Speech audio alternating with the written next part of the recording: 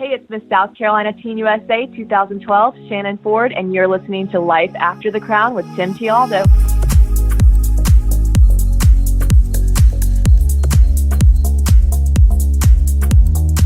Hey everybody, welcome to the Life After the Crown podcast, where each episode I bring you useful interviews with former pageant contestants, title holders, and women of influence who are now succeeding across many different industries in the real world. My name is Tim Tialdo, lifestyle entrepreneur, pageant host, author, and quite honestly, somebody who just wants to help you become a better person overall.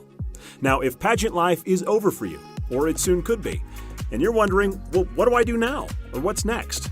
This podcast is designed to help make the transition to real life and the school of hard knocks a little bit easier for you to handle. So if this is your first time listening, thanks for tuning in. We're glad you're with us today. Let's get started. My guest today was Miss South Carolina Teen USA 2012 and is currently the social media guru for Kristin Cavallari's company called Uncommon James. You can, of course, see her and her sarcastic sense of humor as part of the current cast of Very Cavillari on E! She probably has the best and brightest red hair you'll ever see and is someone I've gotten a chance to know through the RPM Productions pageant family. Shannon Ford, great to have you on today. Thanks for taking time out of your quote-unquote reality schedule. Well, it is a great pleasure to be here, Tim. Yeah, well, so it's been a while since you stepped on the pageant stage. So before we jump into all the stuff that's Very Cavillari, let's talk about your pageant experience. Let's go back to 2012. I guess why did you decide to compete in the first place? I had done my school pageant, and I always thought it was fun. I think it was mostly just a way for my mom and I to bond. We both loved it. She grew up doing it, and so I think the next step for me was just I wanted to take it to the bigger stage, and so I actually competed in 2011, and I was so excited, so happy to do it. And I did not even place in the top 15 at all whatsoever, which was at the time devastating. But then I look back and I'm so happy that, maybe not happy that I didn't get anything. That was pretty brutal for a 17-year-old. I guess I was 16. But I will say, looking back, the next year I was much, much more prepared for the role. And then I went back, and I remember my mom just saying, you got to get back on the horse. And I was like, well, I would just be so embarrassed to go back. I just was humiliated. And she was like, just do it. And then I did go back and then won the whole shebang. So I'm glad I did. And that was how I kind of got started, just kind of me and my mom having something that we both just bonded over. Well, it's not only impressive that you went from not even being in the top 15 to winning. You did it in, what's considered one of the toughest states in the country in South Carolina. Talk about your mindset. South Carolina does. Yeah. South Carolina is known to have if there's something in the water, it's like they call it, what are they, sash factor? They call it sash factor or whatever.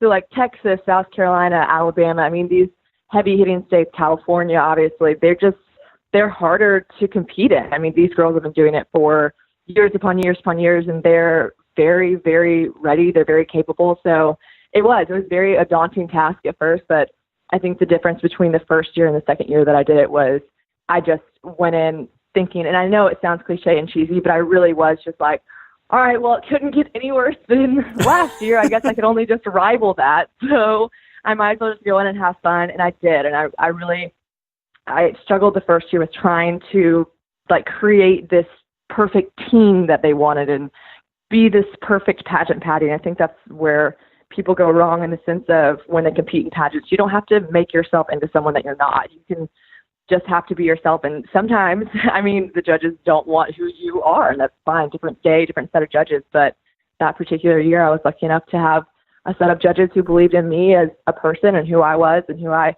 portrayed myself as. So I got lucky. 2012. Yeah, I watched that. We won at Shannon. So. I watched that same situation happen last year in Alabama with Hannah Brown. She actually didn't finish in the top 15 the year before, then went on to win the crown. I think everybody listening who, hasn't made the top 15, and there's a ton of those out there, they're wondering, well, what exactly did you change, or, how did you transition your mindset or whatever and going into that next year and then coming out on top? Yeah, I think it really was a mindset. It was just, I think my attitude. My dress the year before was just as beautiful. My makeup was just the same. You can look at pictures of me the year before and the year after. It's not like, oh, no wonder. She looks completely different. I really didn't look much different at all. It was just a mindset changed, that I told myself I'm going to go in and just seriously have fun with it, be myself, and not get choked up, not worry. I mean, interview the year before, I was so nervous, I was basically shaking. And then the year after, I was like, just talk to them, just be yourself and answer the questions like I'm on the phone with you right now. So I think that if you really just like break down all those walls, which is hard, I get that. You just break down all those walls, you really do you just have a sense of confidence about you that's not really found anywhere else other than just like down inside of you. So you've been off the pageant radar for quite a while now since you gave up the crown.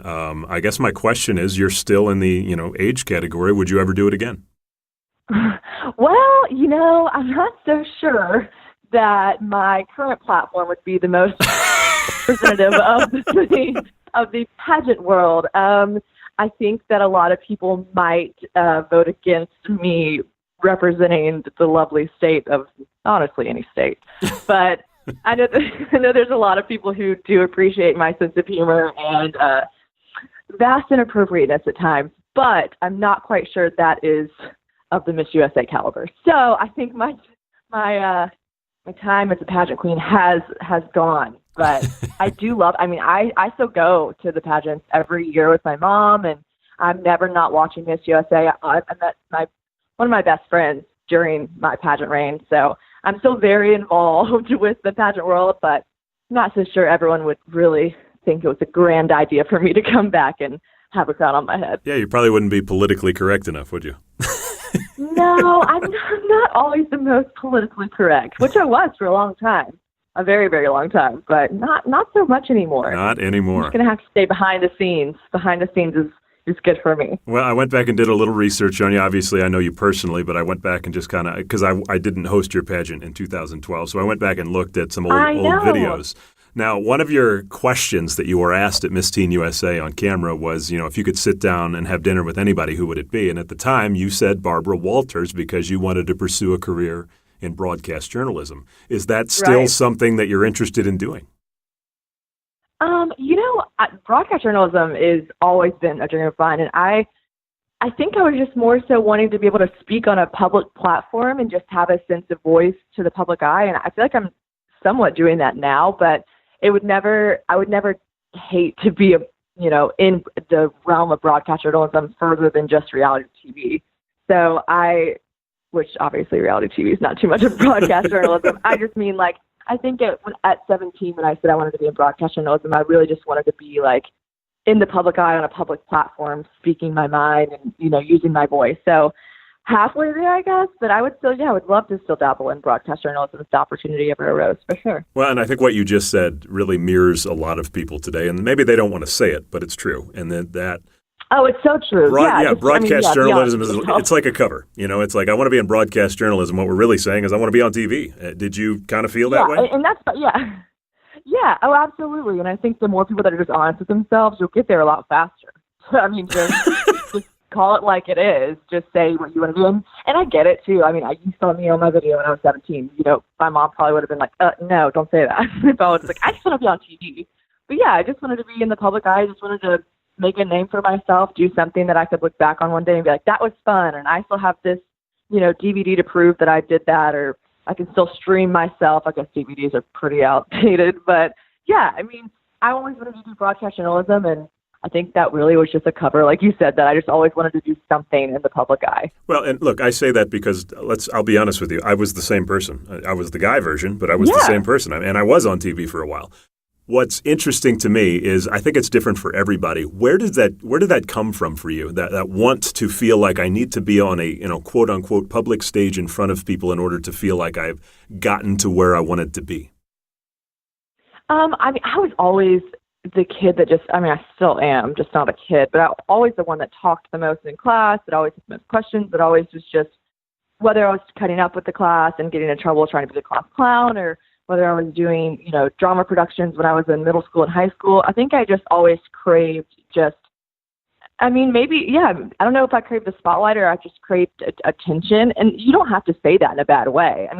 You don't have to say I craved attention and everyone dissects that into a million different horrible things like, oh, she just craves attention. Oh, she just wants this. That's not a bad thing to just want attention in a public eye or in a positive way. I mean, that's just how I always was. So I knew that that's something I wanted to go into. And don't you find in the pageant world that's pretty much the common thread, so to speak? Yeah. I mean, there's a couple of girls who are doing this pageant just because they know that there's a great opportunity for a scholarship, but there's a great opportunity for, maybe something else that's very philanthropic. But I mean, I would venture to say that those are just like the sprinkles on top. Most people are doing this because they want to be on the Miss USA stage, because they want to be famous, because they want to have a platform for themselves, or for maybe for their cause for greater good. Or I don't think that anyone does a pageant because they don't like being in the limelight. So when you gave up your crown back in, 2012, 2013 there, what did you honestly see yourself doing after that? I was a freshman in college. And so at that point, I think I was just trying to get past not like getting called in attendance for my college classes. I knew that, I think at that time I probably wanted to go on and compete in Miss later on. I think I was starting my freshman year. I was in a sorority. I wanted to be the president of my sorority one day, which I was, to check that off the list. But yeah, I didn't really know what I wanted to do. And I think that's another thing. It's so awesome when people know exactly what they want to do when they're 16, 17, but for the love of God, I mean, you don't have to know. And I think I was just one of those people who, I was majoring in broadcast journalism, and then I switched my major to political science, and then I switched my major back to a minor in broadcast journalism. I mean, I was very indecisive about where I wanted to be, but that's, for any 17-year-old, that's fine. Now, you still do some modeling. I know you're with, I believe, the Block Agency down there in Nashville. Right, yep. What kind of modeling do you like to do the most, and how often do you get gigs? I love any modeling gig that allows me the opportunity to travel. So I've been fortunate enough with my agency here that I've been able to travel a little bit out of the state and stuff. But I would say anything where I get to push the boundaries or just feel like my most beautiful or my most sexy self. I feel like I get a lot of gigs for like monogramming companies or just like T-shirt companies where, you have to be cute and smiley, and they're like, just, wear light makeup. And those are fine because those pay the bills, and I always work with great people. But sometimes I'm like, I just want to stand on a building in a bikini and have a fan blowing my hair for something. So those, I feel like those are the most fun. The ones where you can't wait to see the pictures afterwards, those are the ones that I like the most. Now, you obviously have a very distinguishable characteristic that separates you from most people, and that is your beautiful, long, rich, red hair, whatever you want to call it. Thanks, Mom. Yeah, and look, my wife owns a salon, and I don't think I've ever seen hair like yours, and I think a lot of people want to know, is that your real hair, or is it, quote-unquote, enhanced? Yeah. No, it's my real. I've never dyed my hair. I've never touched it with color. I actually tried to once when I was in 10th grade. I didn't have a license. I think I was in 10th grade, yeah, and my mom, she ruined my life because she found out I was from a small town. She's like, I didn't come home from school that day, the time I was supposed to come home, and she knew that I'd been saving my money up, and I've always wanted to be blonde. I wanted to be blonde so bad, and I was sitting in the chair, and the lady came in, and she had the dye already mixed up, and she looked at me, and she's like, baby, I gotta be honest with you, I ain't gonna dye your hair. And I was like, what? She's like, your mama just called. She called all 3 salons in town. She knew you were doing this, and I got babies of my own at home. I just can't do it. I ain't gonna dye your hair. She told me not to dye your hair. I was like, what do you mean? She's like, now I'll give you your money back, but I ain't gonna dye your hair. I was like, you're ruining my life. I hate you. No, I mean, obviously, I'm very grateful that I never dyed my hair blonde. Very, very grateful. So shouts out to Mom for doing the right thing. Now, I actually learned that there is an actress named Shannon Ford as well. Do you ever get mistaken for her or vice versa?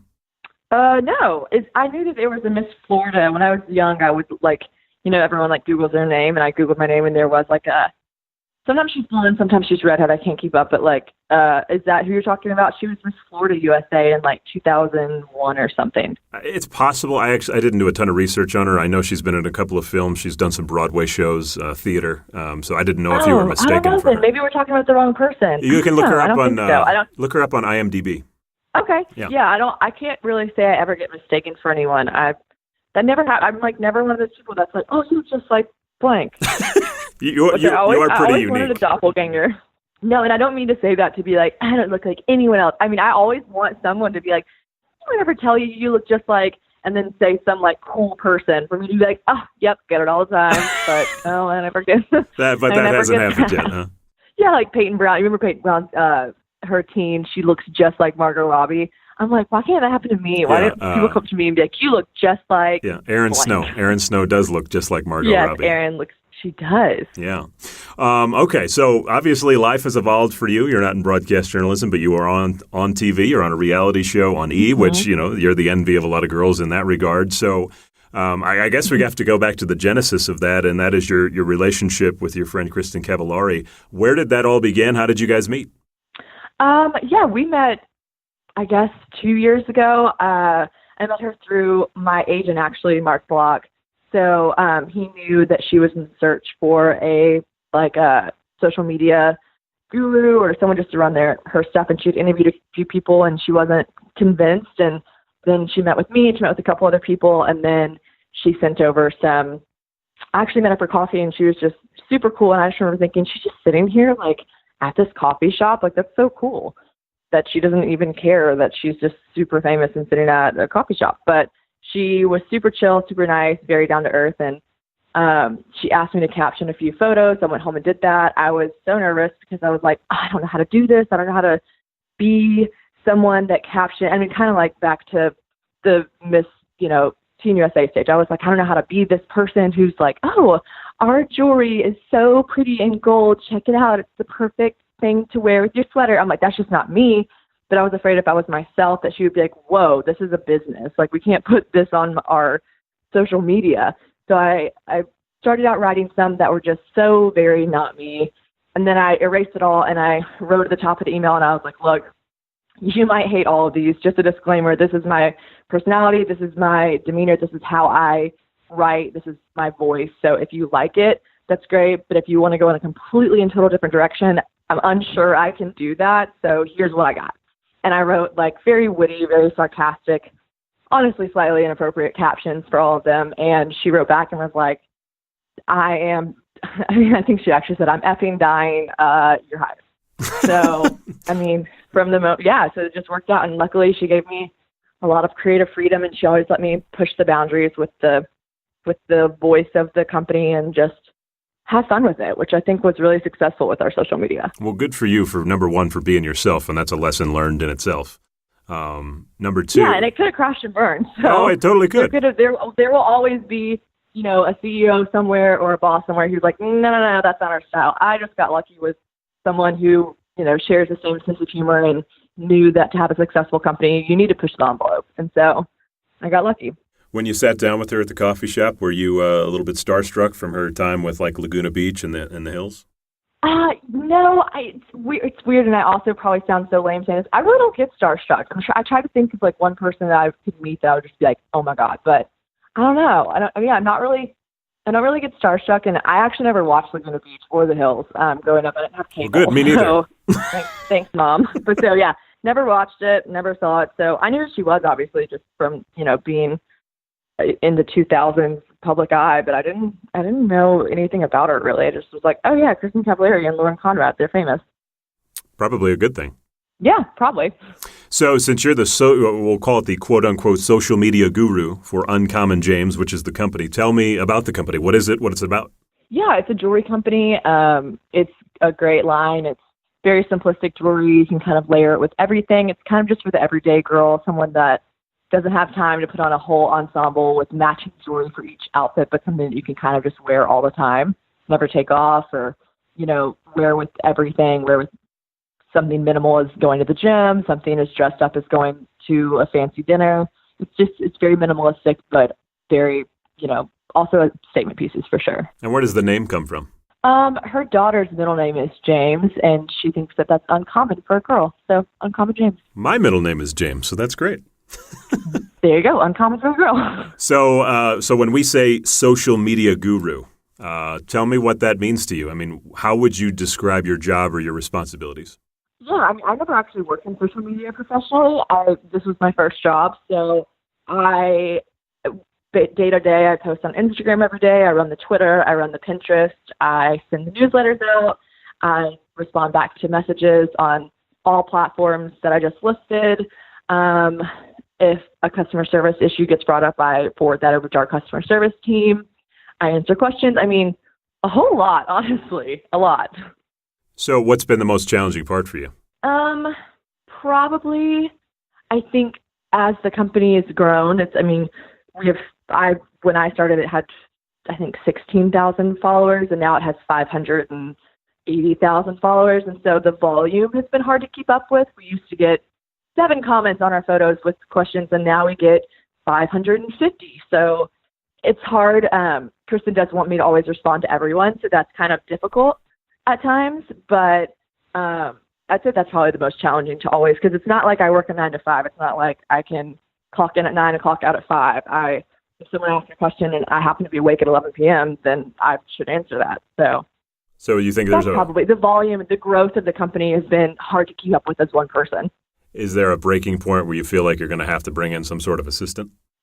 Yeah, I'm sure that I don't know about an assistant, but I'm sure there's other realms of the company now, like a Uncommon James Home and all that stuff. So I'm sure at some point they're going to have to like hire more people for these other entities of the company. And yeah, I'm sure at some point she'll develop a team, like this person answers all the DMs, this person posts on the feed, this person runs Twitter and Pinterest. Like, yeah, I'm sure she'll delegate it soon to something like that. So when you took the job, when you two sat in that coffee shop, you sent her the captions of the photos, she said, I love it, you're hired. Did you know anything about a possible reality show at that point?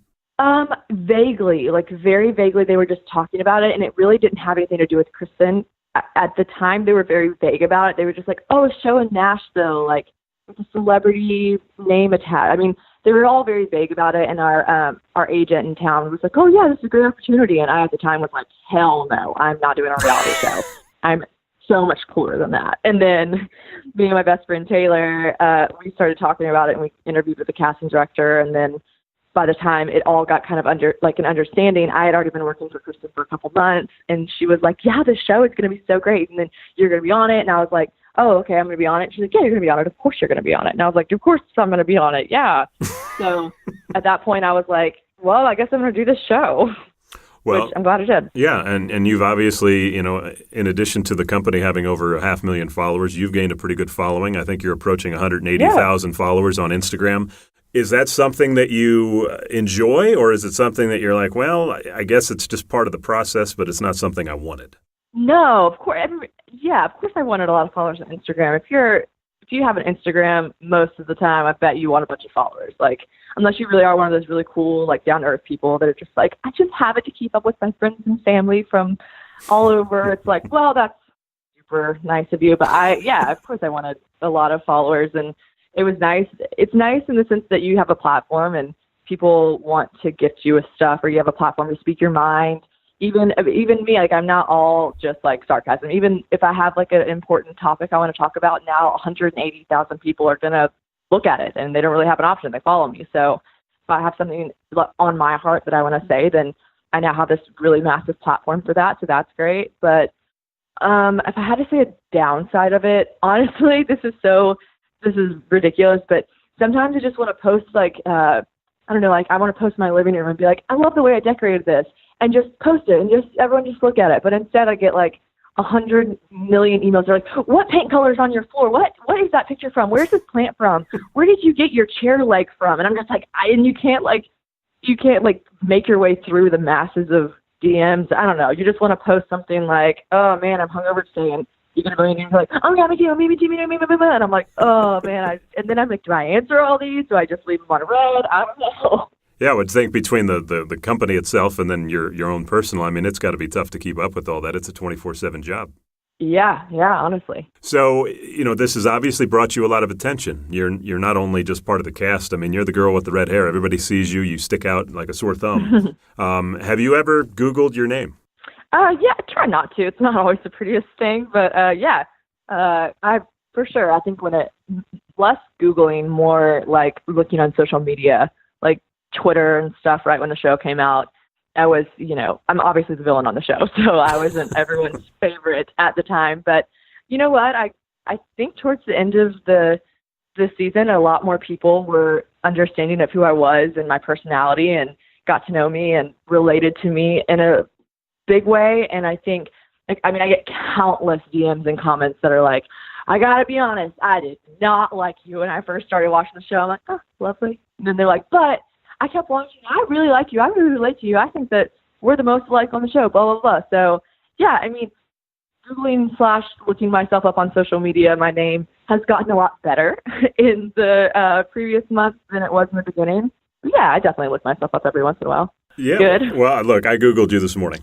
And I've Googled myself, and I'll give you the results here. And look, they aren't bad. I'll just be upfront with you, so you're not worried here. So here were so when you type in the Google bar and it comes up with the suggestions. So I just typed in Shannon Ford. So here were the top 6 or 8. Shannon Ford age, Shannon Ford teeth, Shannon Ford Instagram, Shannon Ford Very Cavillari, Shannon Ford net worth, Shannon Ford New York. And I know you know this one, Shannon Ford, Kyle Long.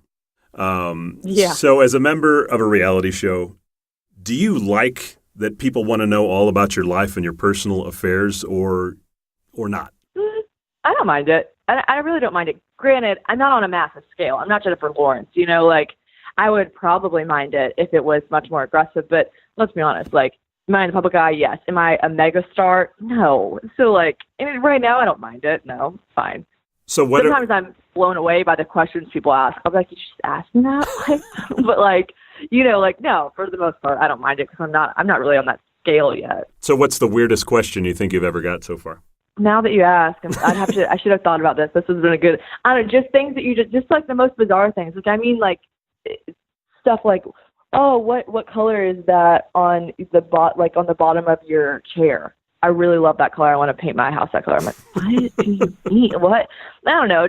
I guess I could think of some more weird personal ones, but yeah, I did that little question app thing on Instagram, and I should just send you that little thing because you would be like, okay, that's weird. That's so weird. Yeah, I bet that would be really interesting. What do you brush your teeth? I think someone was like, what do you brush your teeth with? Or who were like, what kind of, not just hair and makeup questions, but weird personal hygiene questions. What toothpaste do you use? Or what this do you use? I don't know. Just what fingernail polish remover do you use? And you're just like, what? It sounds like your teeth seem to be a big focus for people. They must really love your smile.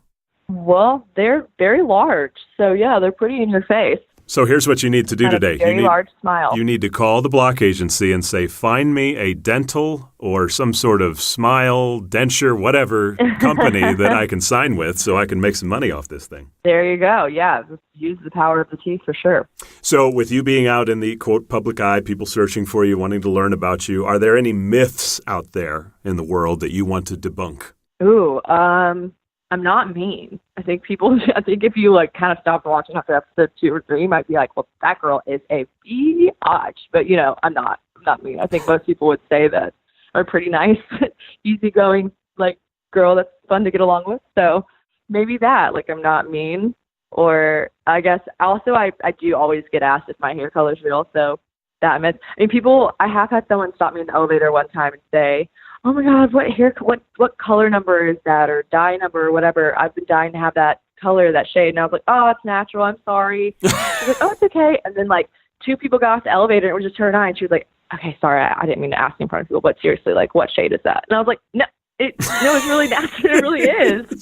she thought you were lying. I don't know. No, I was like, no, it really is. Well, so I was, everybody I bring on here, I always research, and most people have a Wikipedia page. You actually don't. So I had to, do research in other forms and fashions. Oh, make me one, Tim. Yeah, come on. I think I'll come up with something. What you're here for. So I found some articles out there on you, and what you mentioned is true. There are a lot of people out there that, they think you're quote unquote mean. Now I know you and your personality, and there is no doubt that you are you're one of a kind. You're sassy. You don't take crap from people, and that's what makes you a strong woman. But I read an article from it's called Bustle.com. I've never been to it, but they are really kind. That article. I hope you just read a kind one. I don't know if you did or not. Well, I'll give you the quote. I'll give you the quote that they used for you. So they described you as quote. Okay.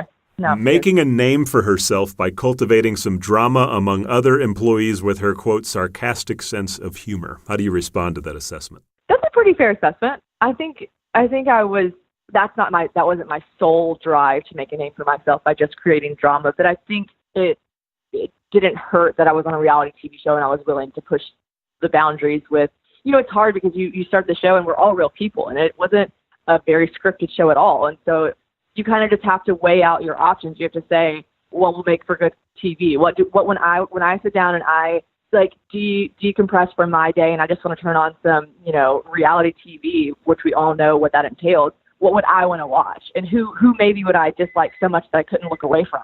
Because that's a huge factor in reality TV sometimes. Like, who do you watch because you can't stop watching because they are the worst? And so I always knew that I would not push the envelope so much where I would not be myself, but I definitely didn't mind stirring the pot. I wouldn't say cultivating drama maybe is a stretch. I would say I definitely didn't mind to stir the pot. So when you say stir the pot, give me an example of a time that you consciously knew you were stirring the pot and you did it anyway. Probably when I think like episode 1 or 2 with everything with Brittany. Brittany and I are really good friends outside of work, and I always loved and respected her, and I know that she's a lot more emotional than I am, and so I think I stirred the pot a little bit on that end because I knew I could get a reaction out of her. I knew if I was just like a little bit more sassy than I should be, that she'd probably get her feelings hurt. And I was like, I didn't ever want to hurt her feelings, but I knew I would get a rise out of her. And I just thought, like, that'd be interesting to see how she reacted to that. And, it was fine for us because once the camera stopped rolling, we could be like, I would just be like, I'm just kidding, right? And I just wouldn't say, I'm just kidding on camera. And she would be like, were you just kidding? And I'm like, well, a little bit. And she's like, okay, if you really were just kidding. I'm like, no, I was just kidding a little bit. You just slap her in the face. That lasted all of 2 weeks, if that, of filming before it was completely back to normal. So. Yeah, no, there's one video out there that when I YouTube or search you on Google, it's the one that pops up, and it's of quote unquote Kristin reprimanding you for something that happened. How do you deal with getting the boss kind of breathing down your neck about performance, or you just dealing with other coworkers? I think that's every job, unless you are lucky enough to work in an atmosphere where that's just not the case at all. I think everyone, if you have a boss, you're at some point probably going to get reprimanded for something, or just have a talk about your performance. And maybe it's not always to the degree that mine was, which was always pretty harsh. But I don't think it falls under a category of like, I don't know. I don't think it's anything that other people can't relate to. And so I think when people are watching this, especially people that are my age that are just starting their new jobs and just getting their first big girl jobs and trying to navigate through, I just got out of college, or I just finished high school and I'm not on my A game yet. I'm not right there yet. I think they can relate to the fact that you're going to have a point in your life where someone sits you down and says, you need to buck up. Like, you're not doing this correctly. You need to do this better. You need to do this. You need to do that. And it's just a way of life. It's just a part of life that everyone has to go through at least once. So it makes you a better person. Yeah, no, I think it does. And I want you to shed out some Shannon Ford advice. So basically, for the people who are listening to this, and they probably fall in a few categories, they're either a fan of the show, they're a fan of yours, they're, pageant contestants, title holders, or just people who are just like, how did Shannon do what she's doing? I think a lot of pageant contestants, and this, firsthand, they want to be on a reality show, and they're really interested in pursuing that. I can actually name 3 right now, I won't, that are in our current pageant family that are going to be on one this fall. Great. And they want to know, is it worth it? What's it like? And, should I do it? So I guess, you can answer that in just one big answer if you want to, but, your advice to them about being on a reality show. I asked myself those 3 same questions even after we were done filming, right before it started. The day after the first episode filmed, I was still like, oh my God, was that worth it? Was this worth it? Am I doing the right thing? And so that's something I struggled with, I think, more than anything. I've always had a very outgoing personality, and I, like you said, I always want to do the public eye, but I was like, did I do it the right way? Is this, because, reality TV, it's not the most sought after in the sense of, I don't think anyone looks up to it and it's like, oh man, what a gal. She just really made something of herself.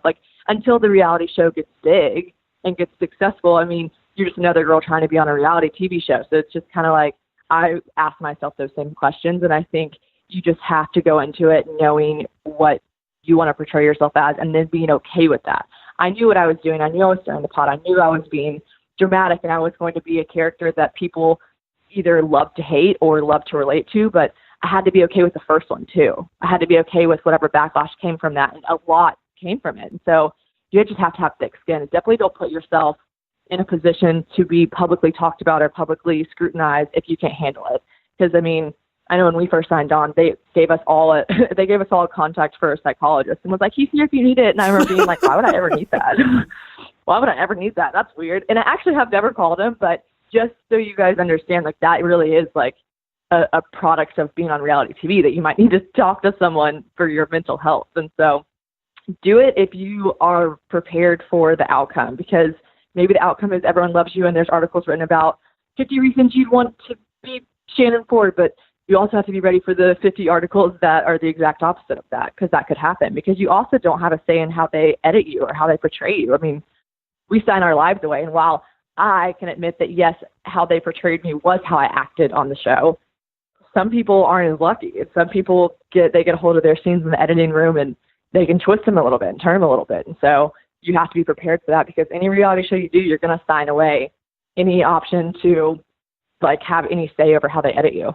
Now, you're in a unique situation in which you weren't, cast as a, former pageant contestant or anything like that. But as you well know, and I've talked to a lot of former title holders who have called me for advice asking, when shows like The Bachelor reach out and say, hey, we heard you were Miss So-and-so and we're really interested in possibly having you on the show. They always call and say, what should I maybe look out for? And you're in the middle of actually filming and production and all that stuff.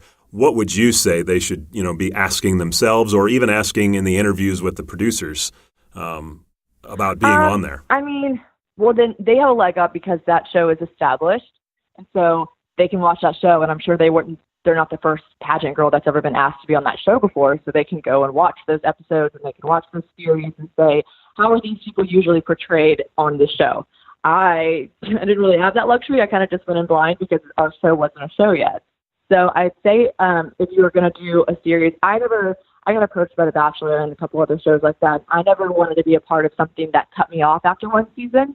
I knew that I wanted to have something that I could grow and have an opportunity to keep going with. I didn't want to be on a show that I knew just had the opportunity for. So when you're on The Bachelor, I mean, you just have that one season.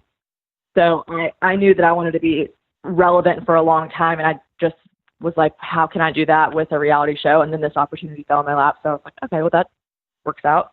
And it's obviously a great opportunity. Now, you're young. You're what, 24, 25 now?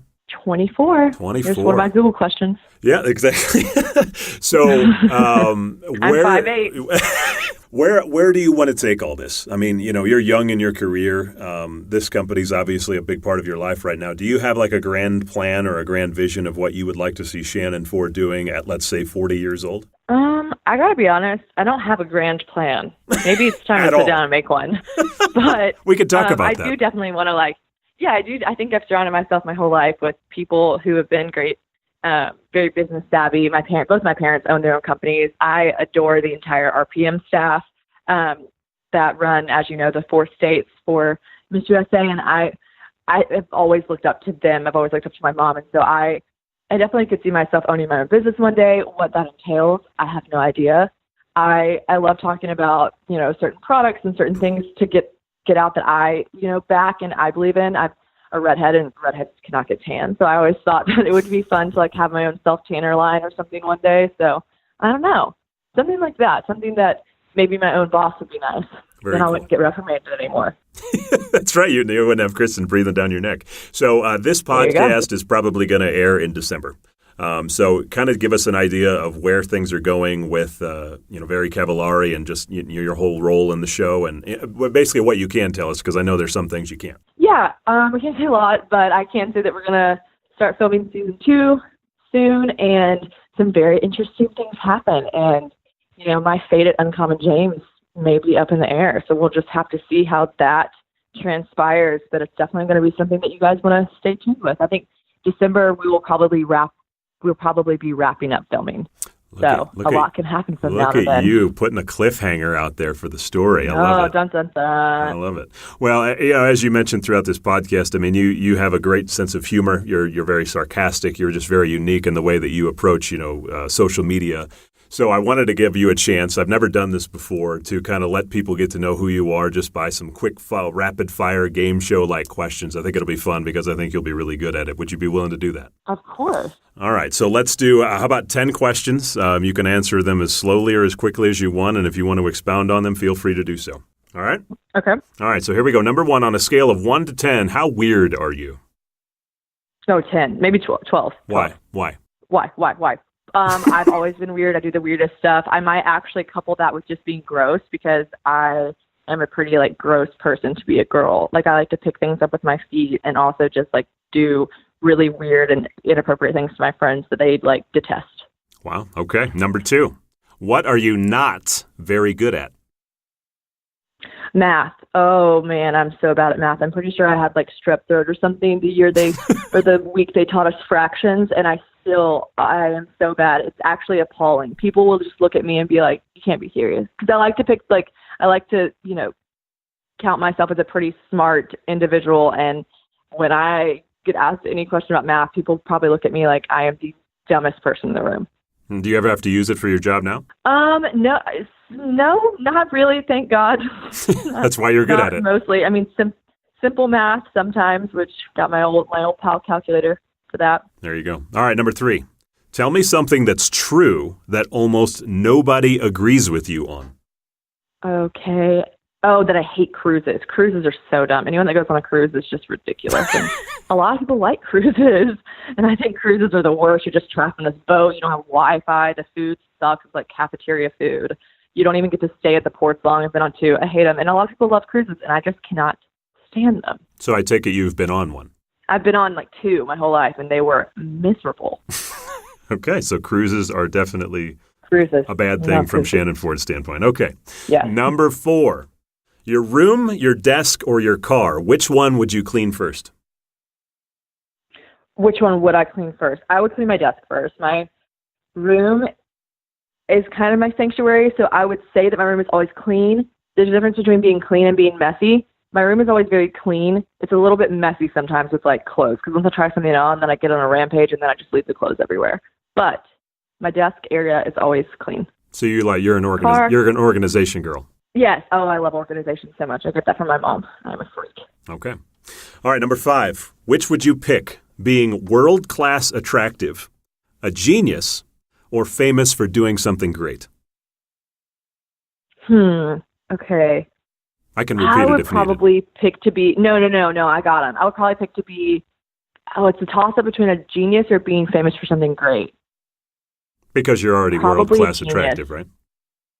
Yeah, no, I'm kidding. Just because that really isn't that important. I mean, honestly, if you're a genius, then you're probably going to make a lot of money, and then who cares if you're attractive?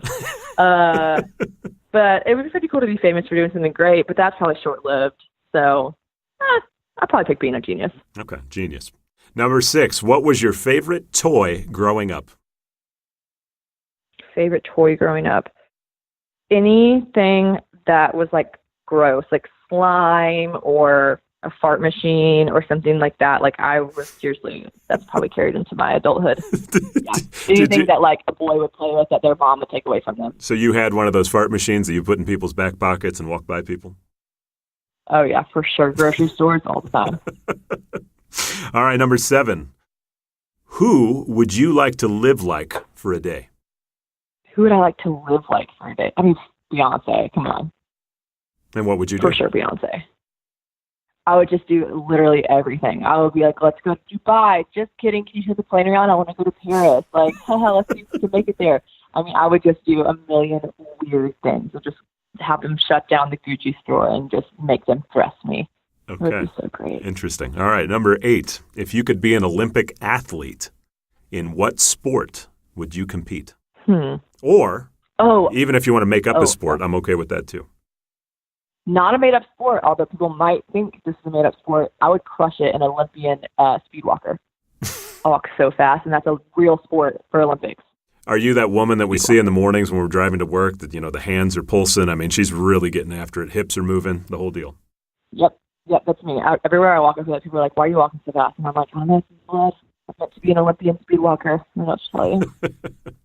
All right, number 9. Who is the funniest person that you know? Ooh, Probably my best friend, Drew, from back home. We grew up. I swear she's probably the reason I have my sense of humor. We've been best friends since we were in second grade, and our humor is honestly the exact same. So probably her or my grandpa. They're pretty funny guys. Okay. All right, last one, number 10.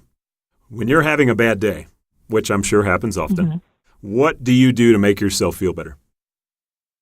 Ooh, I'm good at this because when my friends have bad days, I am a firm believer in not wallowing. I'll be like, are you really, really sad, or are you just wallowing? And so half the time, if you think you're having a bad day, you're actually not having that bad of a day, you're just wallowing. So I say, get up, go do something, whether it means you need to go spend a little money and have some retail therapy, or you need to go on a walk, or you just need to get up and like force yourself to smile while doing jumping jacks or some weird shit like that, then you should just get up and not sit there and keep having a bad day. Go do something. I love it. I love it. I got a bonus question for you. Do you have any nicknames that people call you? Shan, and I dislike heavily when people call me Red. I just don't like it. And everyone seems to want to do that. Oh, what's up, Red? Hey, Red. And I'm like, okay, what if I just went up to you with like, what's up, Brown? What's up, Yellow? What's up, weird ashy blonde color? Like, it's just weird to me. I just don't like to be called Red. So tell me how you really feel about it. Yeah. Anyways, that's how I feel. Just a short little blip about my favorite nickname, Red. So, tell me where you're going from here. I mean, what would you like to see happen in 2019 and beyond before we wrap up here? I think I just want to continue on the same course. I think I'm just happy with the way things are going, and I would love to see myself, broadening my horizons. And like I said, doing something on my own with like my own business or my own product that I back or have my own name behind. And I think that would be great. And I look forward to keeping in touch, obviously, with everyone in the pageant world. And am I going to see you in Alabama this year? Yeah, you're going to see me in Alabama this year. Okay, very cool. Well, hey, for those people who have now put a face with a name and they're like, oh, I want to follow her, how can they follow you on social media? They can follow me on social media at probably Shannon Ford. That is my Instagram. My Twitter is Shannon Noel Ford. Noel is spelled Noel. And is there another social media that I need to know about? I don't think so. Yeah. My Facebook is just Shannon Noel Ford too. Got it. Or as well, not the number 2. So I'm interested on Instagram. So most people go with, at real so-and-so. You chose at probably. Where did that come from? That's why I did that. I did that forever ago when I was in college. I just was so annoyed at everyone being like, legit Shannon Ford, the real Shannon Ford. And I was like, really? Half these people don't even have enough followers to note that they're the real one. I was like, I'm just going to make mine probably. And I always joked, I was like, if I get famous one day, I'll change it to definitely. But I'm probably always going to keep it probably. Definitely will be like you've graduated to a new level of confidence. Yeah, I mean, God knows that needs to never happen. I don't think I need any more of that. Well, hey, we're excited for your career and just happy for you that things are going well with the reality show and everything you're doing at Uncommon James. Really enjoyed the conversation. Always great to catch up with you, and I can't wait to see you here in a month. Me too. That is today's episode. Thanks for tuning in, everybody. Do me a favor, subscribe to the podcast. You can do so on Spotify, YouTube, SoundCloud, iTunes, Stitcher, the podcast app, Google Play, or just go to lifeafterthecrown.com. And if you're still involved in the pageant world and you're wondering, what does Life After the Crown look like for me? I encourage you to download my free Life After the Crown starter guide. It's a quick read. It'll give you a great blueprint on how to start planning now and not when pageant life is over. To get it, just go to timtialdo.com/starter guide. And for weekly podcast updates, you can just follow me on Instagram at timtialdo. Until next time, remember the words of James 1:19. Post this at all the intersections, friends. Lead with your ears, follow up with your tongue, and let anger strangle along in the rear. God's righteousness doesn't grow from human anger, so throw all spoiled virtue and cancerous evil in the garbage. In simple humility, let our gardener God landscape you with the Word, making a salvation garden of your life. See you next time, everybody.